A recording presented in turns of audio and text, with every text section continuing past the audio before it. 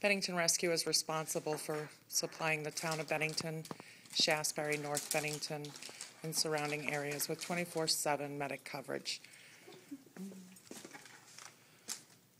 And there's our dummy. And we're going to come over here and I'm going to get behind Mike so I can get a good visual on how to get that intubation done. 10:42. Now normally he'd have somebody with him that would be helping him grab his supplies and would know what he needed and be opening up this stuff for him so that he wouldn't have to. 84 to Bennington. And although this might look a little slow to you in the field, it happens very quickly.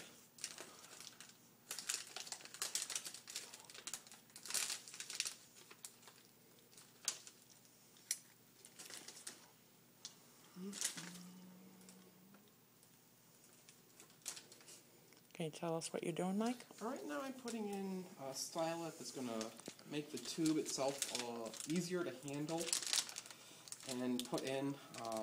Sometimes you gotta get some weird angles to actually get it into the right tube where you want it to be.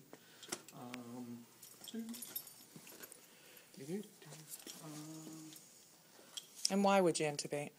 Usually would intubate if somebody's not breathing, if they're not able to protect their own airway, if in case they vomit, something's going to go into their airway and cause aspirations, which is a lot, it's a really bad thing for someone to do that. Yeah, usually just to protect their airway while we're moving them around. Some of the stuff I didn't bring with me is the other tubes over there. Usually we'll have a backup in case we can't get somebody intubated. Usually also there's going to be BLS procedures that are going on. Somebody's going to be assisting their ventilations with the BVM that Jen showed you earlier. While we're getting all this stuff all set up.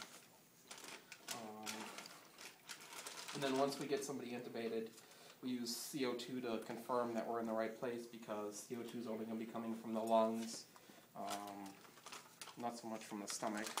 So if we're in the stomach, we're not going to get a CO2 reading back. If we're in the lungs, we're going to get CO2. Okay. The lighting's really bad. Can we just...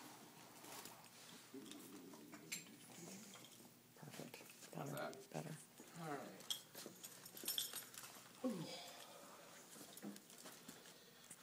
And then a lot of our equipment we usually will check in the morning before we start our shift to make sure everything's working correctly.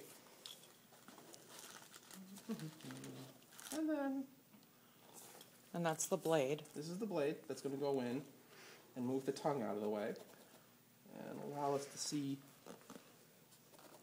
the airway. There we go.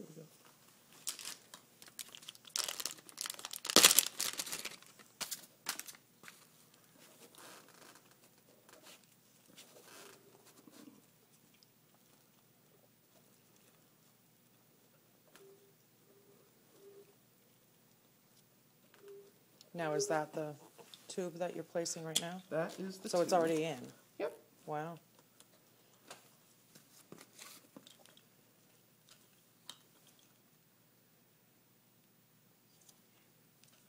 Usually once we get the tube in, we'll never let go of it, just to make sure that it doesn't move.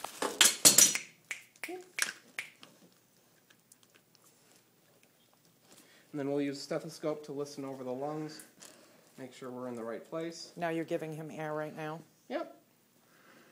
Now, will you see a chest rise or anything? You usually will. Sometimes you can get chest rise on one side, not the other, if you've gone in too deep. If you start seeing the stomach getting bigger and bigger and bigger, you've probably gotten into the esophagus. And then once we've made sure the tube is in the right place, we'll use some sort of device or tape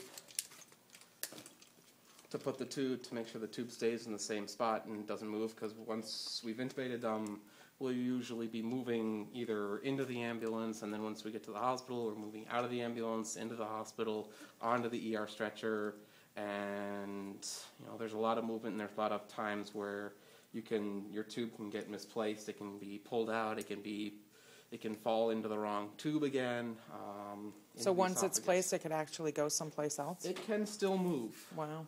Yep. Okay.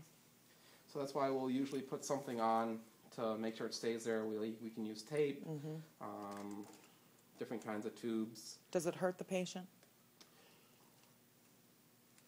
Not at this state. So at this state, nothing's hurting the patient? Nothing's going to hurt them.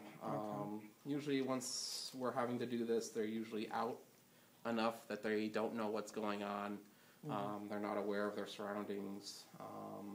A lot of times they don't have a pulse, they're not breathing, and we're working to try and revive them at that point.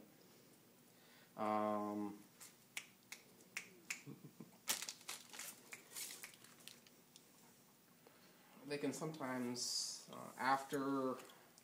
if they survive after a few days, when they get discharged or extubated, they can get a sore throat because you're going in there, and sometimes people scratch the vocal cords, Well, it's just got to hurt, a tube in your throat. Yep, it gets in there, and usually it'll be in there for a few days. And it's not a very comfortable thing. Well, thank you very much, Mike. Yep. Have a good day. Thank you.